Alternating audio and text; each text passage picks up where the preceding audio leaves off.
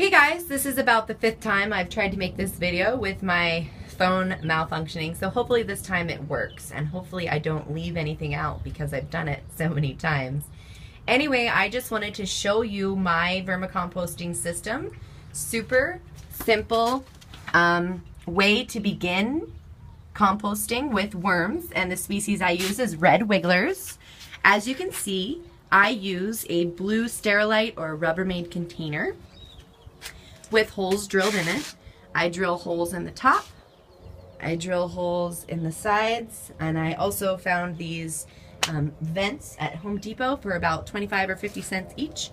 I only have 2 on this bin. If I were to make it again, I might put 4 in there. So basically, I use red wigglers to compost my kitchen scraps. Things like apples, pineapple, bananas, salad greens, eggshells, cardboard, newspaper, and I actually take an extra step and chop things up in a food processor or Vitamix for them, kind of like a slurry, so that it's super easy for them to break down and the process goes a lot quicker. So the bedding that you can use anything from peat moss, coconut coir, leaves. I've seen on YouTube shredded newspaper and cardboard. However, I really recommend what I use is called coconut coir. And it is a byproduct of the coconut industry. It comes in a bag. You can get it compacted. You just add water to it. That bag costs about 18 bucks and it lasts me about 6 months. So basically how to get going is you would drill your holes in the bin as well as the bottom of this bin. I use a clear bin to kind of catch anything that were to fall. But you drill your holes and then you add your bedding, and you want to then water your bedding. And if you're using coconut coir, I like to say do it and then let it sit overnight to absorb the water. You want the material to be kind of like a wrung out sponge where it holds together a little bit. So the next morning, if your bedding is the right moisture level, then you can add your worms.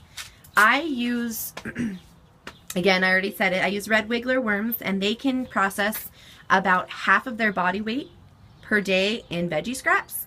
So know that if you add 1 pound of worms, then you can feed them per day half a pound of vegetable scraps. Again, I like to chop them up because it makes the process go a lot faster. So anyway, what you've seen here is I usually keep a piece of newspaper over the top of the bin, which helps hold the moisture in. And once you add your worms to your bin, then you'd want to feed them. And so a great way to do that is you just dig a hole, and I just did this in the last video, so you'll see some food scraps, but I dig a hole and then you add your veggie scraps and then you make sure to cover them up. And if you cover them up, that will ensure that you won't have any fruit fly problems or anything like that. The biggest thing I've learned is you just want to bury your scraps. And then it's good. They will migrate to where the food is. And this is a 1-bin system. You might want to look on YouTube. There are ways to nest your bins and do 2 or 3 of them stacking. And this is just kind of an introductory beginner bin. Great way to get started.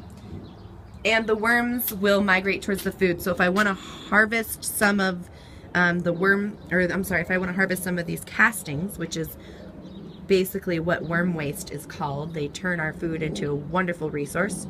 I would feed them on this side for up to a month, and then they would migrate this way, and I would then only harvest the castings from that side. Again, there are better ways to do this, but this is a great introductory beginner system.